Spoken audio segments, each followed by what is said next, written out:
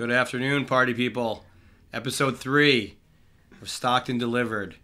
We got quite an episode today, Todd, don't we? Well, I am feeling like a party person. Yes, it is a party kind of day. First, let's just talk about the podcast. It's episode 3. We've learned a little bit. We got a new background today. What does everyone think about that? We're growing. We're feeling good. I feel pretty good. How do you feel? Yeah, look, I definitely think episodes 2 and 3 have continued to get better. I think we're catching our stride. Holistically, it's kind of cool if you think about like the first 4 podcasts that we have. We have a major manufacturer, president of a major dealer. Then we're going to talk to a third-party rep agency next week.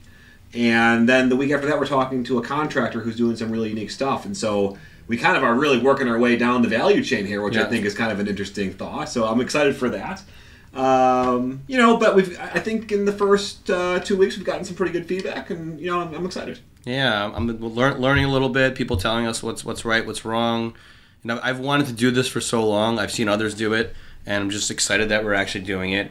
And learning as we go. You're a natural. I'm supporting if we can get Waterloo at some point as a sponsor. Yeah. I think that would be good. I've certainly given them some free press over the last couple of months. That will be sitting on your desk until we get the sponsorship. But before we get the sponsorship, we do have an announcement taking place today. You wanna place your bets? We're gonna see rates either lower or raise. I think the predominantly view is that we're going to see some lowered cuts. What do you think? I'm going with the number that everyone thinks. It seems like it's built in. Everyone's talking about it. Interest rates 25 basis points. That's my guess. You heard it right here.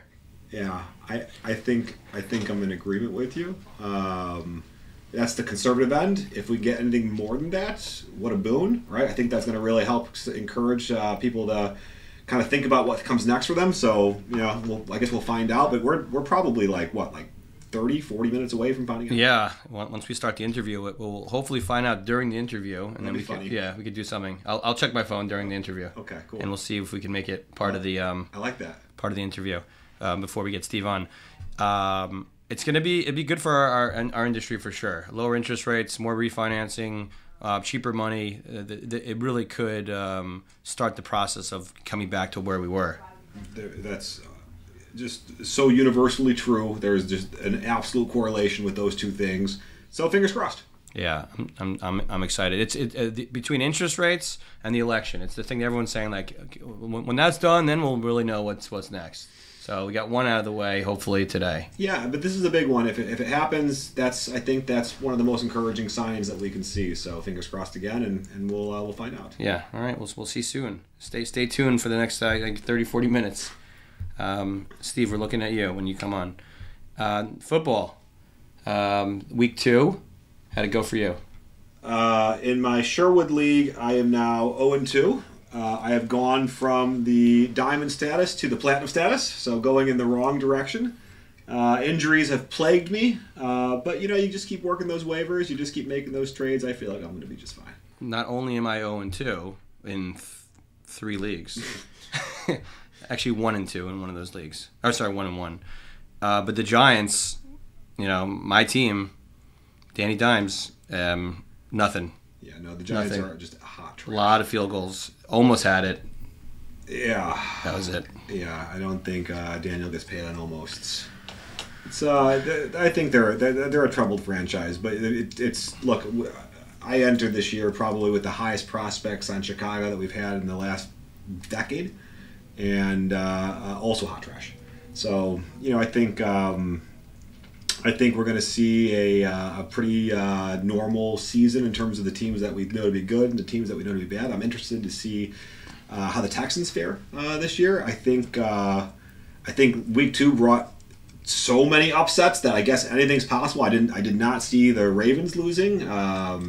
I think if you're in a guillotine league, you've probably lost money now between the Bengals and Patriots and the Ravens game. So I don't know. It turns out I don't know much about fantasy football. Well, the Niners, Vikings. Yeah. That was a big. I'm sure it was a big upset. But that was an upset. How about the Eagles? Yep. Yeah. Lots of upsets. So.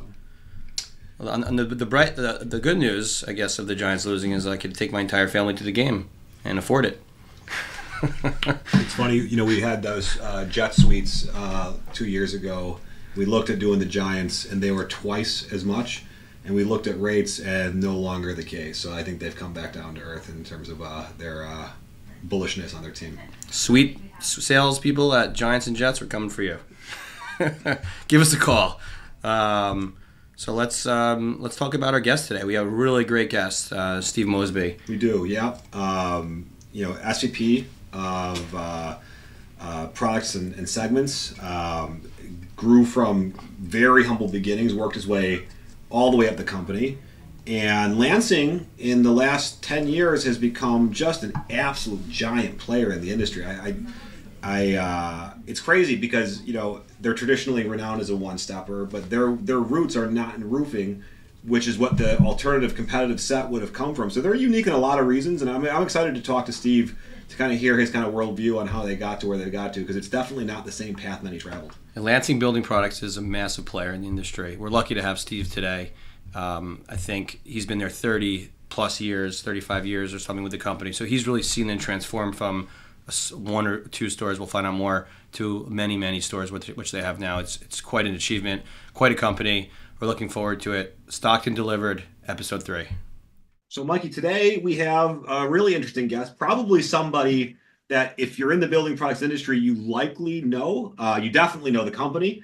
And we're looking forward to kind of getting to know him. I guess I won't waste any more time. Let me introduce our guest today, Steve Mosby, SVP of Vendor Relations and Product Segments. Steve, how are you doing today? I'm doing awesome. Thanks for having me on, guys.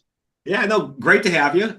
For those listening, I guess just as a starting off point, do you want to tell us a little bit about your background and kind of your journey through Lansing? Sure. So I've been with Lansing since early 1990. I grew up in the construction industry, in commercial construction, setting steel, putting metal roofs on, and so I got myself through school. So kind of a natural fit to the construction industry. I started in outside sales, got promoted, was a branch manager in a couple locations, became was a regional for about 27 years, and then moved from business development to training and took over training at our home office in Richmond in 2018. And then moved from that to supply chain when things kind of went haywire after COVID. And so I've been working in vendor and category management since then. Yeah, that's humble beginnings. I guess one really piece of street cred that you've gained is you've really run this company from bottom to top here. Yeah, That's pretty incredible. I would assume that buys you all sorts of credibility within the company. that's one of the reasons I think that Hunter Lansing asked me to move over into the supply chain role that I'm in today, is that we acquired Harvey Industries up in the Northeast right as the COVID pandemic broke out. And that led to an awful lot of supply chain issues, as everybody knows. So we had a host of vendors to onboard, sort of get adapted to our culture. And we had the fractured supply chain to navigate and to diversify supply, et cetera, and needed somebody that could reach into the field with our suppliers, as well as have credibility with our team in the field to let them know that we're doing everything we can to get product for them and for our customers. Well, hey Steve, Mike Goodman here. I'm real excited to be here today because not only for you, which has a pretty unique and awesome position in the industry, but also Lansing Building Products, which has really over the past 10, 20 years have really grown tremendously and is now one of the major players in the industry. And it's just to hear the inside baseball and what's going on and how they've grown and where they come from is I'm very interested and excited to learn more about. So with that, I'll transition and just your daily roles and responsibilities. You're SVP of Vendor Relations, and I think and product segment. So if you could tell us a little bit more about what that means specifically, how many people you're overseeing, how many products you're overseeing, the process for just finding products, and just a little bit more inside baseball would be great. Sure. Well, it's because of my background, I guess. I don't necessarily stay just in my lane all the time. So I get drawn into an awful lot of training. We have a huge emphasis on training and people development, and because I was integral in our training programs for 3 years, sales, ops, and leadership development training, I end up as part of those initiatives on a regular basis. So I do get sort of out of my office and into other parts of the business pretty regularly. I still do a lot of sales training, but when it comes to the vendor and product category management part, I work very hard to stay in lockstep with our suppliers and make sure that we are focused on the right things. There's a traditional strategy of being of kind of horse trading back and forth with suppliers. I don't really buy into that. I look for opportunities that are win-win. Probably a little cliche, but if you took your agenda, what the initiatives that you've got in your focus, and you compare them to those initiatives that your suppliers, your vendor, manufacturers have in their focus, there's going to be some things that are exclusive of each other, but there's going to be some things that overlap. And if you find those things that overlap, you're able to pursue them together without reservation. So you're really, at that point, your opportunities to succeed multiply.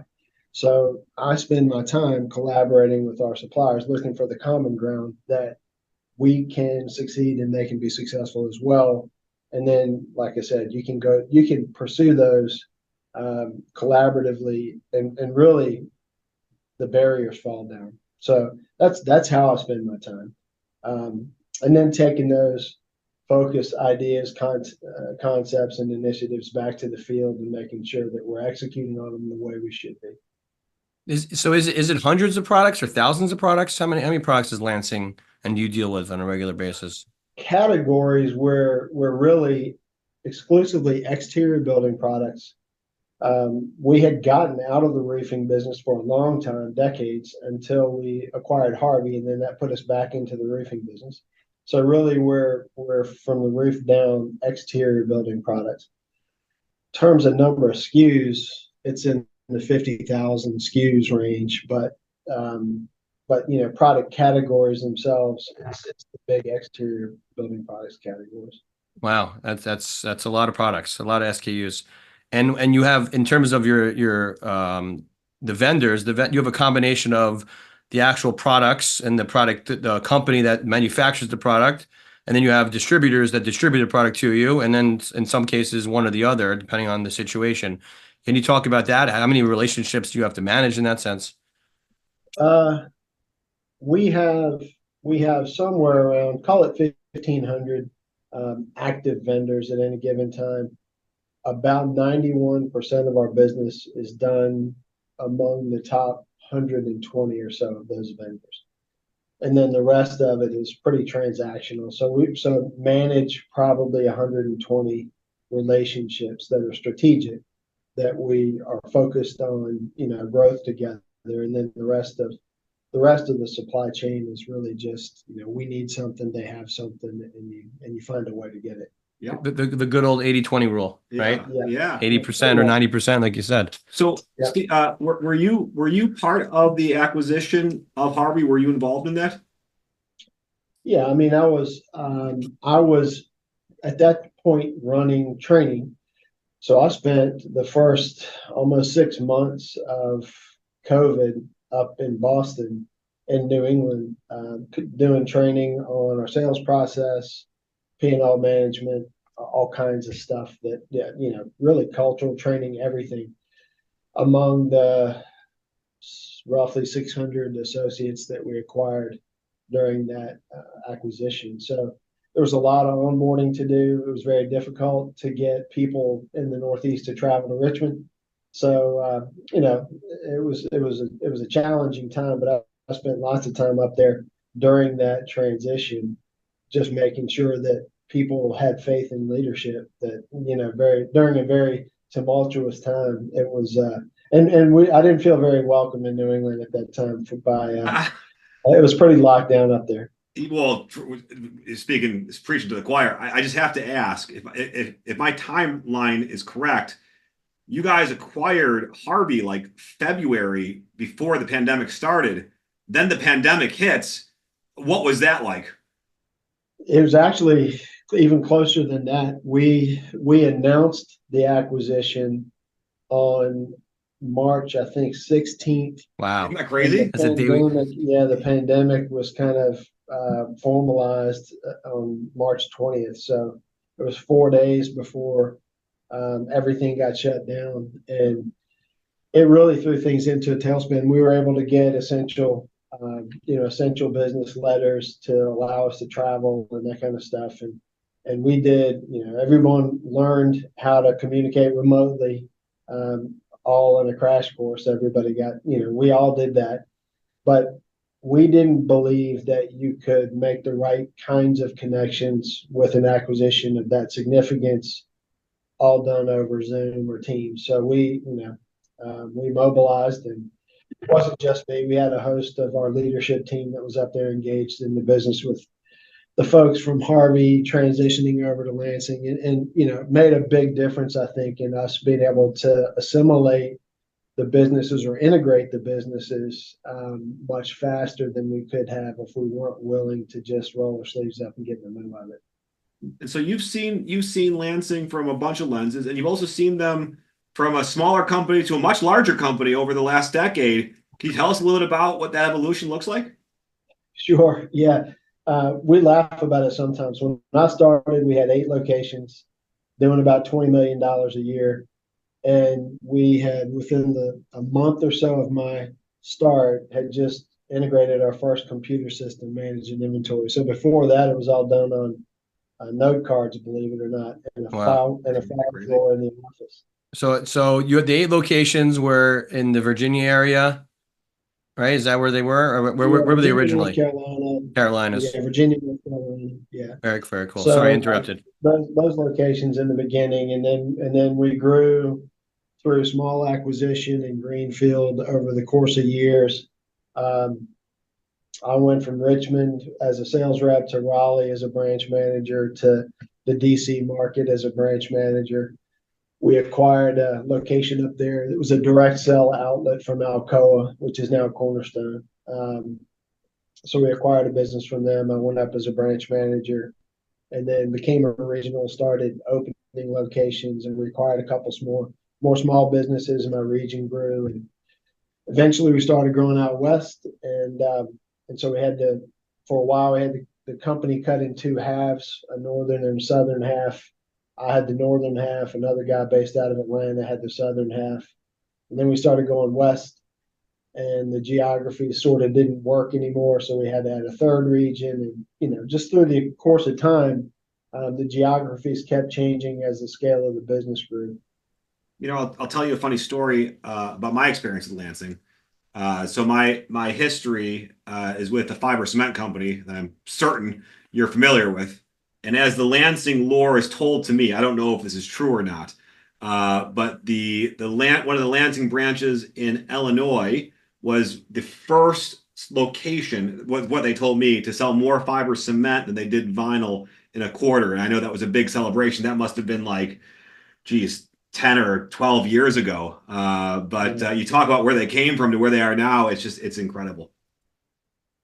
Yeah, we sort of joke about our relationship with Hardy now. It was the most contentious relationship we had ever had with the supplier when things first got started. And we are certainly, our agendas were at cross purposes.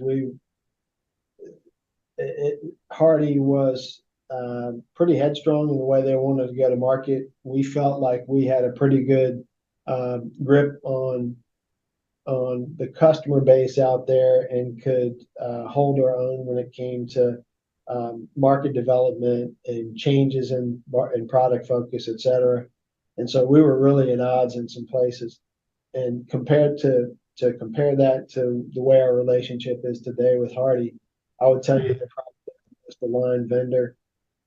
We are a highly disciplined sales team, and I would say Hardy is the most like the way we go to market in terms of their discipline in selling and the way they hold themselves and their team accountable. I just think we're really highly aligned now, but it wasn't that way when we started. I guess I'll ask the question for manufacturers that are out there that are going to listen to this podcast that desire that relationship. Can you opine a little bit as to kind of what that looks like now so that they can think about their strategies with you? Sure. I mentioned it, I kind of touched on it, but we have really, really clear expectations for the way our sales team is going to operate day in, day out, the way we plan, the way we execute, the value add focus that we bring to customers. We're not a price driven business when it comes to the value prop we bring to our customer base. We're solution oriented. I think we probably plan and execute about as well as anybody in the distribution side of the business, at least that I'm familiar with. And there's a lot of similarity there with Hardy, the way they go to market. They don't make excuses for each other. They are well integrated from top to bottom. The initiatives that they work on, they're all working on. There's high adoption in the field to their culture. It's just it's a for us it's a natural fit. By no means are they the only vendor we have a similar type of relationship with, but they're the most pronounced. I think we could all identify Hardy's culture. I think I hear all the time that Lansing has a pretty identifiable culture, and I think when that happens, you have the opportunity to find similar entities out there. When somebody's easy to identify. Right. I wanted to just go back to acquisitions and the growth. And particularly, I'm very interested in how growth works, how you make decisions to grow. A lot of our listeners, the same way. We have a lot of listeners that have one location, maybe two. And there's a reason why some have one or two versus some have 50, 100, 200. Can you talk about how the growth, was there a growth mindset? Who was leading the charge? Who had the ideas? Did they just come to you or was it intentional? How do you go from 8 stores to what is it now? 115. 150. So how intentional is it? How opportunistic is it? Who's leading the charge? Well, Chris Lansing, who was the second generation president and owner of the business, had an aspiration to grow, and was really foundational in establishing the culture that we've got. It's a lean forward culture. We are very proactive, not reactive. And he had a vision to grow the business and pursued it both through greenfield and through acquisition. The caveat is the acquisition piece. It's essential that there's a cultural alignment with the entity that you're going to acquire.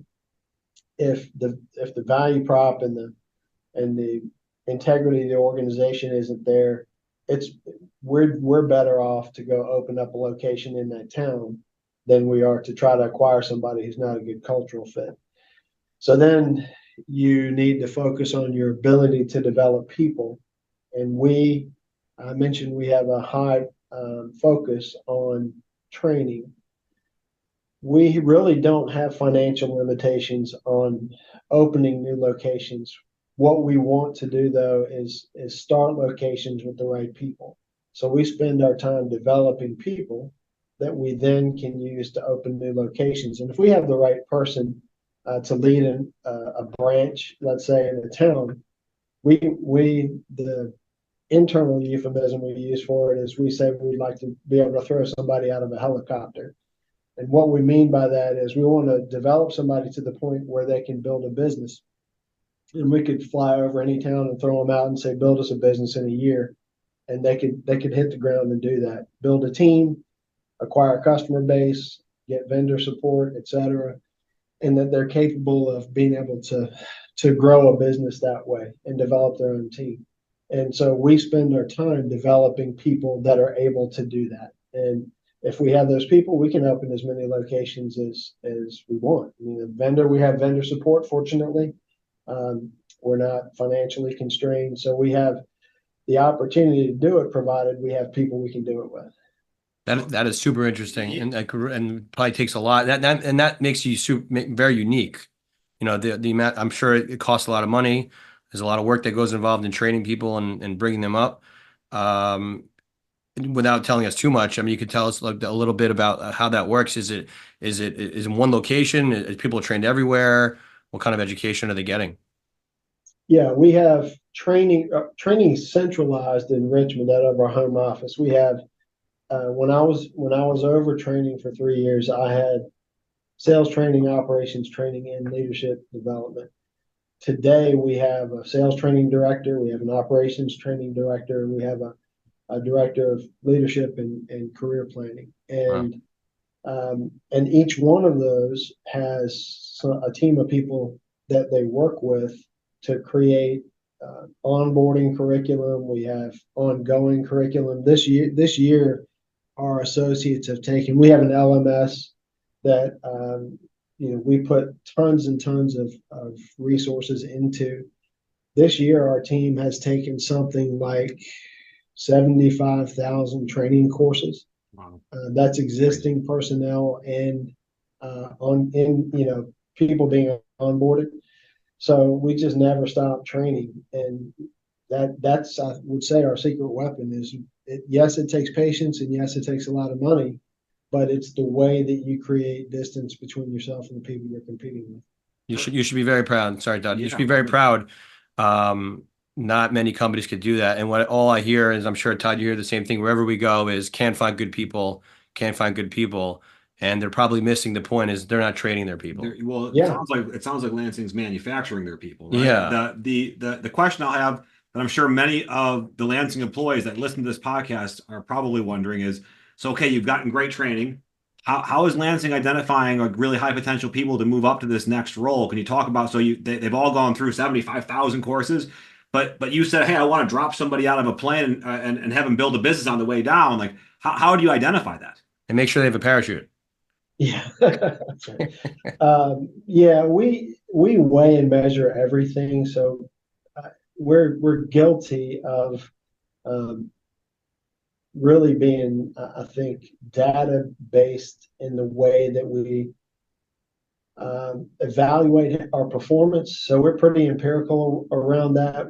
It's not a gut instinct, although I would tell you we all have a gut about people, and there's validity to that. But I would also tell you we base decisions on performance.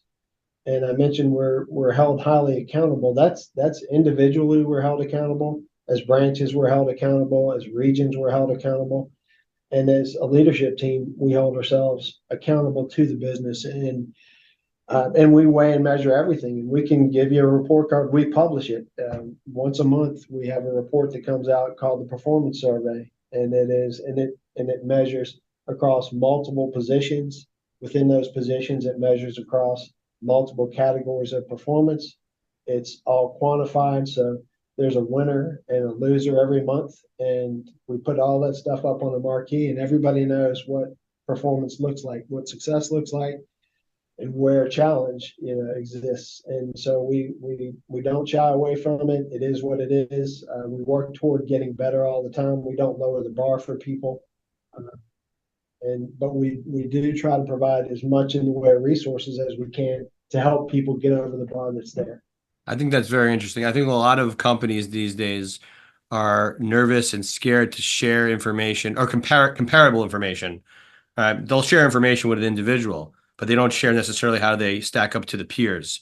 And I think that is unique, and it drives people, and I'm sure it hurts people too, but it probably makes everyone better in the long term. So It does, and I will tell you that our business is not made for everybody. We are that accountability and transparency is tough to take if you're not wired for it. It's a difficult environment to operate in.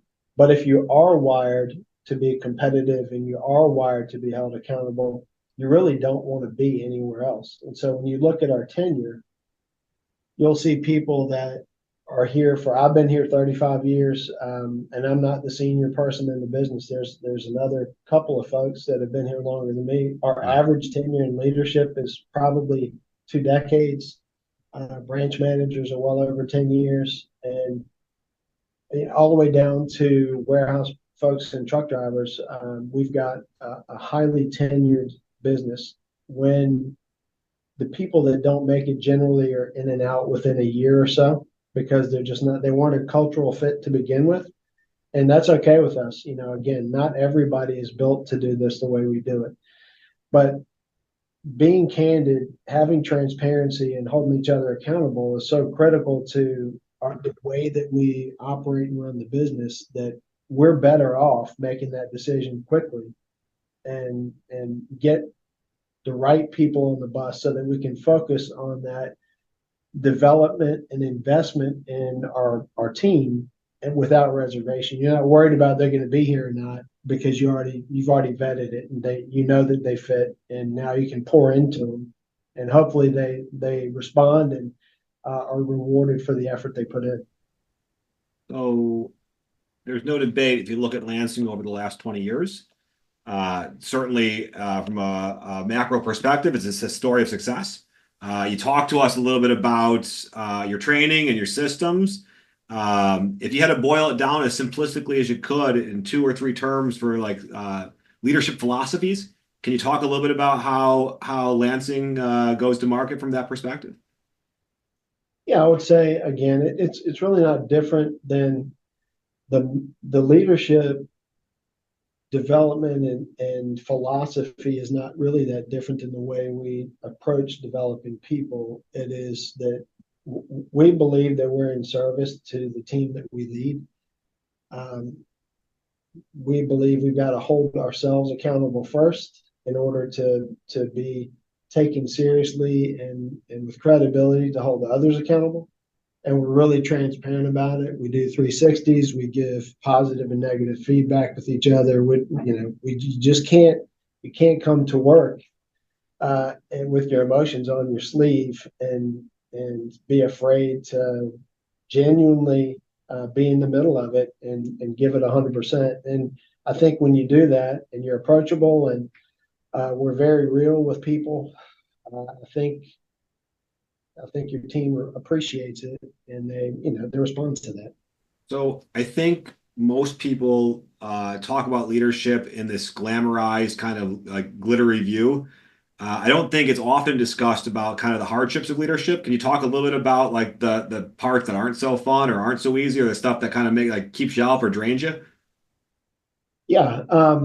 Well, there's 2 ways of looking at it. Sometimes the hard part of leadership you might be talking about when you have to part ways with somebody or make decisions that are going to be difficult, individual decisions with people that are going to be difficult. But when you compare that to your obligation to the team as a whole, you have a responsibility to that entire team, not just that individual. And if you allow somebody to be in a place that they're not well suited or to underperform and you're unwilling to confront it, then you're doing a disservice to the rest of the team that you're leading. Really extraordinary people don't want to be surrounded by folks who are not committed, and they'll get frustrated, and so your organization will suffer based on that. But being really open about the fact that, listen, we have certain standards of expectations, and we don't lower the bar for anybody, but we will give you all the tools in the world to get over the bar that's there. And we'll help you, and we're going to cheer for you, and we're going to reward you when you do it, but we're not going to lower the bar. And when you're just consistent with that, then everybody understands sort of the expectations, and you don't, there's not surprises. You give people the opportunity to be successful, but you gotta, if you're going to be in leadership, the reality is you got to have the courage to lead. You have to be worth following. You can't just, if you're going to be a leader, you got to be worth following, and that means doing the tough stuff. What I would add to that, and you could probably speak more about it, is you need the courage to lead, but you need the ultimate leader to be giving everyone the courage to lead, right? All the leaders in the organization. So maybe we could transition to talking about the leader of your organization or all the leaders you've been with over the years, the family and how they've differed and what kind of leadership styles they brought to the table. Sure. Well, I never had the chance to meet the founder, Ted Lansing. So he passed away in 1980. And I started in the very beginning of 1990. So I missed Ted. I worked very closely with his son Chris, who was a visionary. In fact, I interviewed with Chris when I was taking the outside sales position I started with in Richmond, Oh, wow. and I had a couple of job offers to do some other stuff for more. What I would tell you is more money at the time. Um, but I listened to Chris talk about his vision for the business, and it was clear to me that he wanted to do some things that I felt like I could get in early days in the business and be an integral part of that. And he was such a great communicator. Listening to him talk about the vision for the business is why I started. And then from there, it really has to do mostly around the high level of integrity that is pervasive in the business. You're forced to do the right thing. We have a mission statement. Every one of our associates knows it. But basically, it's built on respect, service, and excellence, and at the highest ethical standards. And so you're forced to make every decision with the backdrop of that mission statement, which allows you to always take the high road with your customer or your associates that you're working with or your suppliers. And so again, really good people want to be in an environment where they're able to do the right thing consistently. And for 35 years, I can tell you, I've been asked to and able to take the high road at every time something comes up. And when you do that, you can get up every morning and go to work and feel good about it. And that's what really good people, I think, want. For sure. So that was Chris's vision. That's how I ended up starting here. He had 4 kids. 3 of them were inside the business. As Chris got closer to retirement, there was an opportunity to figure out who wanted to be in the business and who saw passions elsewhere. Ultimately, Hunter Lansing, Chris's middle son, became president and CEO of the business and is the remaining Lansing family member that is in the business. The other siblings left the business back during the pandemic, during the Harvey acquisition, and they've got their own endeavors out there. And Hunter is the remaining Lansing family member. And I would tell you, if it was possible to be more passionate than Chris was about the business, it's Hunter. I'm shocked every day. I met Hunter when he was 8 years old. He's now in his early 40s, and he beats us to the office a lot in the morning. He doesn't have to, but he is so passionate about the business. It's contagious, and he absolutely loves it. He leans forward. He listens to the team of people around him. I think he's got folks around him that he believes in because he's known him since he was literally a kid. And now that is not to say he hasn't become an expert in the industry on his own. He grew up as a branch manager, outside sales branch manager, ran marketing, and he's worked his way up inside the business. But he's really hit his stride as CEO of the business, and is really the catalyst behind all the growth we've had since 2017. So the Harvey acquisition certainly scaled us a good bit. But what probably most people don't know is we doubled the organic growth of the business from 2017 to 2023. We doubled the entire business just in those 6 years organically, and then added Harvey on top of it. So it's a substantial difference since Hunter has become president of the business in 2017. Well, you just gave us like 12 good clips for social media to clip up into like a little 15 seconds, so you'll be sure to look out for that. I will say this because this resonates with me.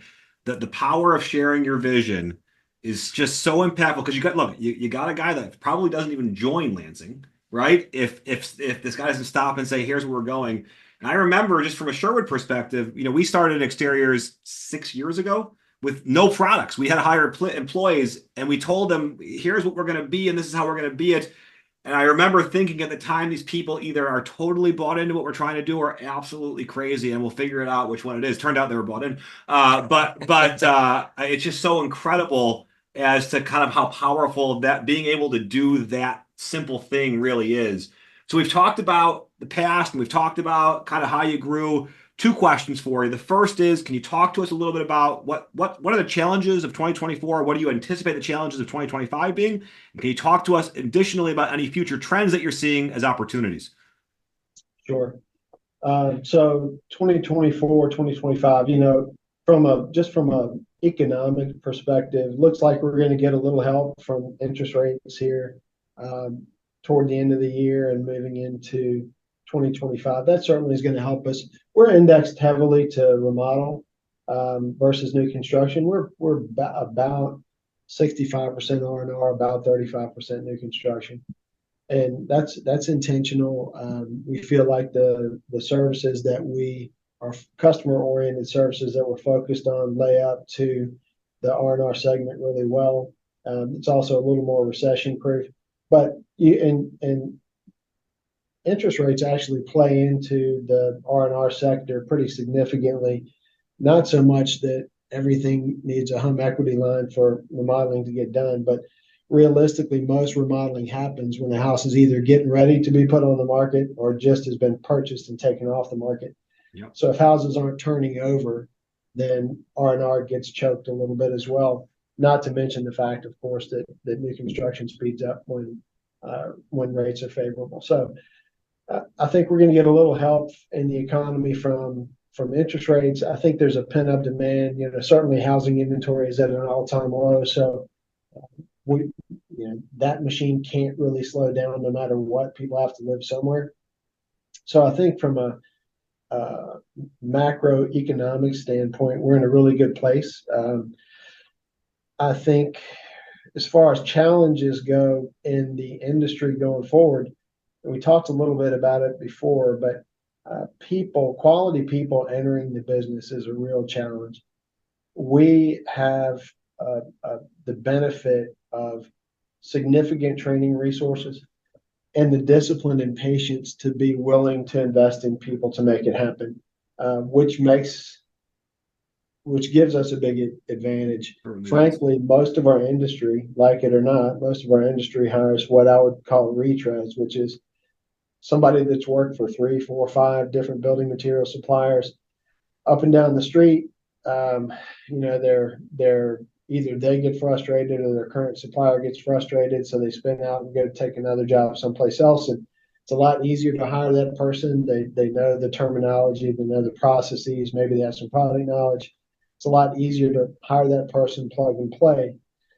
But if they weren't successful in the last 5 places they were in, what's the expectation that they're going to come and join your organization and suddenly become world beaters? So realistically, what we do is look outside the industry across all industries and try to find people that are a fit for what we're looking for. And then we have to put our money where our mouth is and have the discipline and the patience to train those quality people. If you start with the right raw material, you can invest in them and give them opportunity and they'll rise to the top. So we actually fish in a much larger pond than most of our competition does. And we look for people that have integrity, aptitude, and work ethic. If you have those 3 things, you probably have an opportunity to succeed here, because we can teach you all the technical stuff there is to learn. Well, kudos to you and the company. It's unique. You're like Todd said, manufacturing your talent rather than finding it from somewhere else. That's a retread that's probably not going to work out or be temporary at its best. Can I ask you a question? Well, before you do, breaking news. Oh, that's what I was going to ask you. Breaking news. What are the rates? Just checked my phone. Before I tell you the breaking news, unless you've seen it on your phone, Steve, or Ike in the background, we'll get to everybody. I should interrupt. How many points? I should interrupt. It's September 18th around 2:30 p.m. So yes. As Steve was saying this, we actually were expecting the announcement to be made. So the timing of his comment could not have been better. All right. So I want to hear how many basis points did the Fed lower today? They did cut. I'm going to tell you that, which we all expected. How much was cut? Steve, what's your guess? Let's see. I'm going to say a 1/4 point. All right. Ike's our producer. You haven't seen him, but he's here. what Steve said. Steve said a quarter. All right, All right. Todd. I was going to say a quarter, but to be a contrarian for the sake of this conversation, I'll say 50. So we have 2/4, 150, and the final answer is 50. It's a big deal. Oh, hey. That's a big deal. I think we all got to run back to our desk right now and figure out what's going on, because 50 is a big deal. And like you just said, it's going to have a big impact on your business. So I think not only your business, I think building materials, building products, building in general. Yeah. So Yeah, there's a lot of pent-up demand out there. People have great. been sitting on the sidelines waiting. So Yeah, that'll I'm probably I'm come. I'm ready to see a lot of positivity. People are going to applaud that decision, especially in our industry. I can't see people really being that upset with that decision. And I just quickly went on my phone, and apparently he's talking about another big push at the next round. So there's a lot of potential lowering of the rates here, which could be really good for our industry. This could be the beginning of it all, Steve. We were all part of it together. I mean, I would go so far as to say Steve pushed the snowball down the hill. Now it's building. Another question that I think is interesting, from the outside looking in, your competitors, right? It appears most of them are private equity backed, growing at a rapid pace, being bought out by bigger companies. There's a lot of different trends in that space. You remain private. You remain true to your roots. You remain, heavily invested in people. What separates it? Or why not buy? I'm sure that shiny object or that shiny money is, coming your way every day. I don't know how involved you are in those decisions or in those meetings, but how does that work internally, and how do you stay to your path? It's an interesting question. I wish Hunter was here. He can answer it for you. We had regional meetings here recently. We have 11 regions, and we get the teams together, and we had 11 individual regional meetings. And Hunter addressed this question because it does come up. We do get phone calls certainly all the time about selling, and his answer. I'll just give you his answer because I don't want to speak on his behalf, but I'll repeat his answer, and that is that the business isn't for sale. He loves the business. Yeah. He's not doing it for the money. There's done just fine. He's well off. His family's fine. He's doing it because he loves the business. He loves the people in the business. The profits from the business get reinvested back into the business. We have no debt. So our growth, it funds our growth. It funds the investment we have in technology. It funds our ability to develop people. And we're committed to that. And while, Hunter may have reached the point in his life where everything's perfect, not everybody in the business has, and we have an obligation to that team of people to continue to give them opportunity, growth and challenge, and buy houses and put kids through college and all that stuff. And so, we've never been more committed to the future of the business than we are right now. It's a really lovely sentiment. Yeah, we're also private. We intend to remain private, and I really believe it. I'm sure you will agree. It does give you a competitive advantage. There's a difference. There's a lot of differences, and there's a lot of control that you have when you don't have to, be beholden to, profits, I guess. Correct. Yeah, the business is run for the long term. It's not run for quarterly results. We're not answering to stockholders. There is not somebody having us make decisions because we had a bad month or a bad quarter. We're not laying people off because there was a bump in the road. We are everything that we do, whether it's open a new location or invest in technology or program development, is with a long-term perspective in mind. And I think our team, our people understand that. The benefits that we offer to associates are long-term focused benefits, and our average tenure is very, very high. Again, I think it goes back to the reason we're in business. Our stated purpose in the business is to make a positive impact in people's lives. And you can't do that running the business on a quarterly. Yeah, I think we're very similar in the regard that you're speaking. We talk a lot about here, our customers can never love our company unless our employees do first. And for all the reasons that you just stated, among many others that you've probably described over here, I'm sure that helps be that rocket fuel for your team. So that's really, really nice to hear. Yes. Should we transition? So Steve, on all of our podcasts, we have 3 segments. that we like to do. The first is a little pun called "Saw It Coming." Saw paying homage to wood. Saw, ha ha ha. But Saw It Coming is about predicting some future trends. Go ahead and predict the next big future trend. It could be looking at a couple of years, right? It doesn't have to be right now. Yeah. I think we put it in his Yeah, capable hands and let him mold that clay. I think a necessary trend. Well, outdoor living isn't really a new trend, but I do think it'll continue to grow. I think there's a heavy focus on outdoor living during COVID. Everybody wanted to get outside, and I don't think we've really arrived there yet. But I certainly that's a trend that will continue to gain momentum. I think solar energy is probably in our industry going to become a bigger piece of our overall equation. I just think product development is going to focus around that. You know, there are solar roof shingles, et cetera, out there now that I just think that will continue to be a place where manufacturers invest. And then I think the adoption of technology in the way that we do business, you know, certainly building materials, it's not like Amazon. You can't, they won't show up UPS to your house.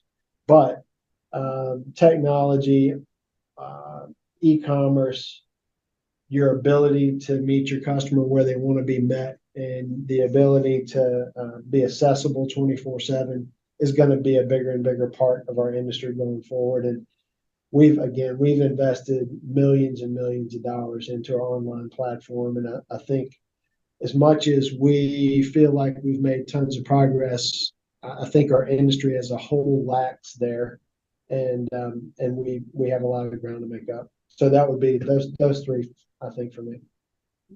I don't think we've had any disagreements here. Like anything to opine? Those are three things that I totally agree with. Especially the technology one. I think we are fascinated with technology here as well, and trying to figure out ways that we can sell to our customers like you, more online or e-commerce, and using AI to predict what you're going to need when you're going to need it. I mean, I think there's a lot of companies exploring that. No one's really quite figured it out, but it's inevitable, and we're all on the cusp of it. Yeah, we've got, you know, our customer, because we're so R&R focused.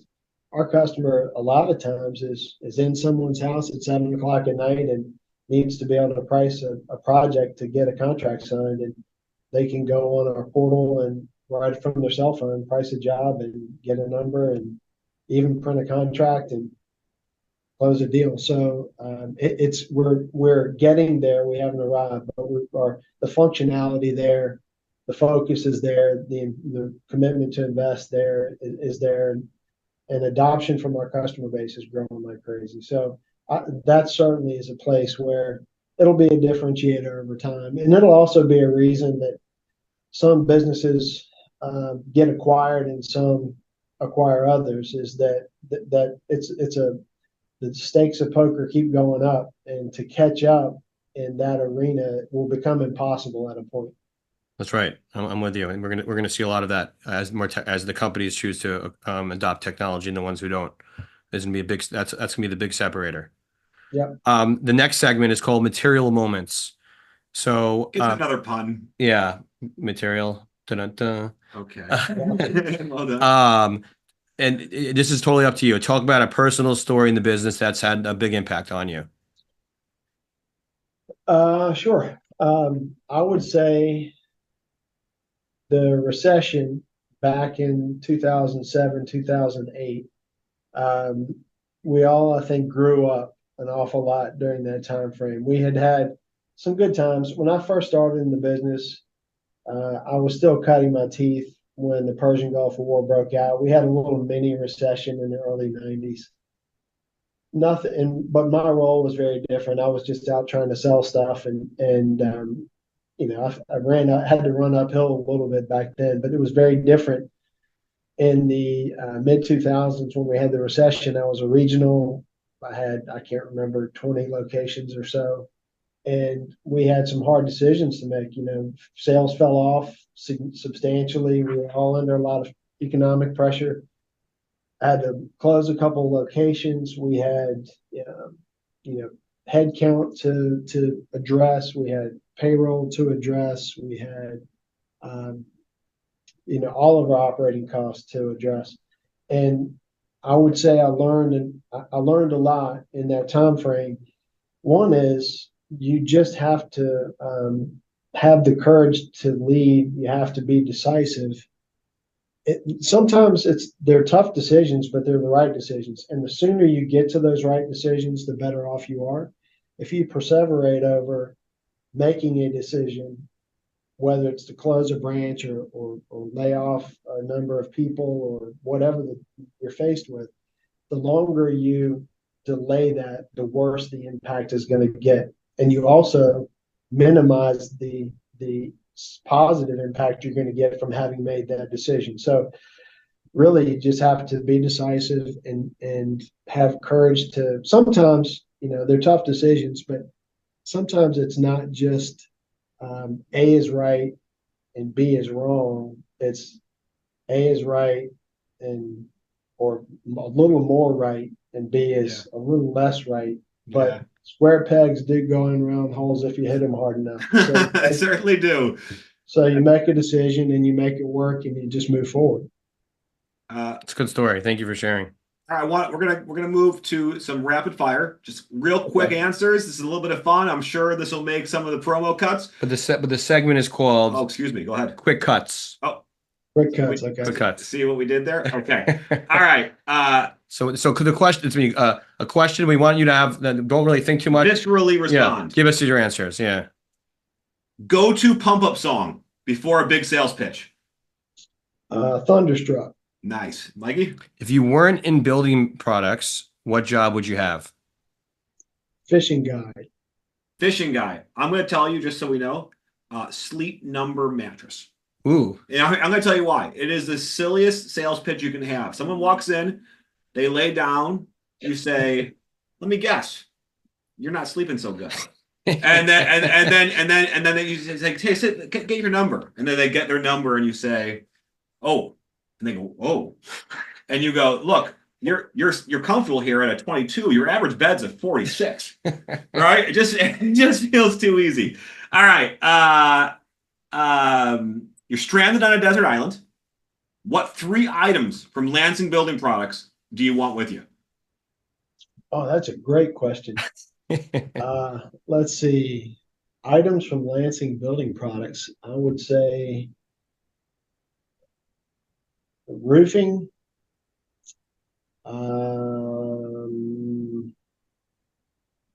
decking, and our Renaissance patio system. Love it. If I'm stranded on an island and I need Lansing Building Products, I'm going Everlast siding, Moisture Shield decking, Westbury aluminum railing. And if you want to learn more about that, go to sherwoodlumber.com. I'd be interested in the products that help you make the bar. Oh, you're making a tiki bar. I can tiki bar. Yeah. I love that. whatever makes it look very feng shui on the stranded island. I like where your head's at. I like your actually the best, actually. Thank you. So the last question: if you could have dinner with a business leader, past or present, who would it be? Let's see.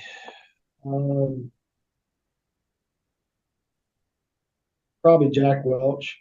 Yeah, it's a cool one. That's a good answer. You got one? Yeah, I think there's a pragmatism there that we're lacking today, and that'd be insightful. The first one that popped in my mind is today's leader, Elon Musk. I've always been fascinated by him. He's grown now to be like, he's out there. But in like a couple of years ago, I was always fascinated by him. So I would love to meet him. I think I would do Simon Sinek because like the idea of like sales business philosophy, like I just think he's got like such a knack for that. So yeah, I almost said Simon Sinek, and I don't know. I feel like we need some old school today. I mean, amen. I loved your answer. Last one, and I think everyone's got one of these. Tell us your most embarrassing sales call as a sales rep in the field. This one is pretty notorious inside the walls of Lansing, so I'll tell it to you. This is back in the old days, before cell phones, before GPSs and all that stuff. and I was working in the northern neck of Virginia, and I used to get lots and lots of my new customers through referrals from existing customers. One of my customers told me, you should go call on this guy, Warren. I'll call him Warren. You should go call on Warren. And I said, well, I'd love to. I don't have any idea how to reach Warren. Can you tell me? And they said, they gave me directions to his house. And it was one of those old timey directions. Go down to the third hard surface right, take a right, go down to the big oak tree, make a left, third dirt road to the right, go to the end. One of those things. So I drive my old Taurus wagon down to this guy's house in the middle of absolutely nowhere. And I go walking up and knock on the door. And there was an old beat up pickup truck in the driveway. And I thought, well, maybe this is it. No signs or anything out front. I go up and knock on the door, and a dog comes flying around the corner of the yard. And we're out in the country, like no house in sight. And this dog comes around behind me and just rips the seat out of my pants. And I turned around, and most dogs will bark and sort of break down in front of you and try to make a scene. And this dog never even slowed down. It just lit into me and bit me in the rear end. So I had two real big dogs at the time, and I wasn't worried about the dog killing me or anything, but I didn't want him coming back. So I turned around and jumped on him and started hitting him, not to hurt him, but to scare him enough that he would run off when I let him go. So I'm sitting there punching this dog, and I'll probably get in trouble for this. When I'm sitting there punching this dog, he drew first blood, but punching the dog, and the door opens, and Warren comes out. And I'm in the driveway with my rear end hanging out, beating this dog up. And he goes, hey, what are you doing? And I turned around and, still holding his dog by the collar, said, I think I've gotten off to a bad start. That's amazing. Yeah, so, and what happened? Did you make the sale? Well, he left about 12 business cards in his back pocket on the front porch. Yeah, no, I did. I sold him some trim coil. Amazing. That's great. And then I had to make 3 or 4 more sales calls with my pants hanging open for the rest of the day. And you still went. Yeah, of course. If you're a sales rep listening in the field and you're afraid to go visit a dealer right now, let that be the ultimate lesson in never giving up. That's great. Yeah, there was no way back then to cancel an appointment. You couldn't text somebody or call them. You had to go. Oh, wow. Golly. Well, Steve, it's been an absolute pleasure. Before we let you go, is there anything that we didn't ask you that you want to share with listeners, a little bit about you or Lansing that we didn't cover? No, just I would like to say, as an industry, we have an obligation, I think, to help salespeople really get better at the craft that they're in, the being solution oriented and being additive to your customer's business. And showing up and just asking customers, what do they pay for X, Y, and Z isn't really selling. So, if you're in sales leadership, have the discipline and commitment to the industry to lead your sales team and to create value for your customer and to go out and make your customer's business better, and then participate in that mutual success. But don't send your sales team out just asking how much are they paying for this or that and expect that to be performance. If there's one theme that kind of went through this entire podcast today, it was the theme of investing in your people, making them better, making them stronger, making them more intelligent, and helping them get there. And you just took us home there. And I totally agree. Like, you're not going to win if you're just bringing people in and just sending them on their way to do something they don't really know how to do. So I really appreciate that. Really appreciate what your company does, and the belief that you can train people up, and and not only the belief but putting the money into that, developing the training and being patient. It's hard to be patient. You don't get a return, right? It takes time. Yeah, but it's a much bigger payoff over a really long period of time if you do it. That's right. Well, we appreciate you today, and I'm sure so do our listeners. Steve Mosby, we appreciate you. Thank you so much. Okay. Thanks, guys. I appreciate it. So that was really just a really interesting conversation. The story about the dog probably goes down in absolute podcast history for us. Look, my takeaways, Lansing's just a super special company, right? you got a guy who comes on and he uses the phrases vision and leadership and training and culture, but like, man, did he dig down and really explain to us kind of what makes Lansing special, and you believe it. Like my takeaway is I believe that their success is 100% intentional. So I don't know. I was really pleased with the guest today. For sure. I love the segment, the most embarrassing story. I'm looking forward to our future. Should we make that that sticks? That sticks. All That right. for sure sticks. Especially if we get dog stories like that. That's quick cuts. Yeah, quick cuts. Okay. No, quick cuts would be the. Oh yeah, it is quick cuts. It's one of the questions within quick cuts. So we always ask that question. Yes, I think we don't. Yeah, I think we change up the questions, but that's a good one to keep.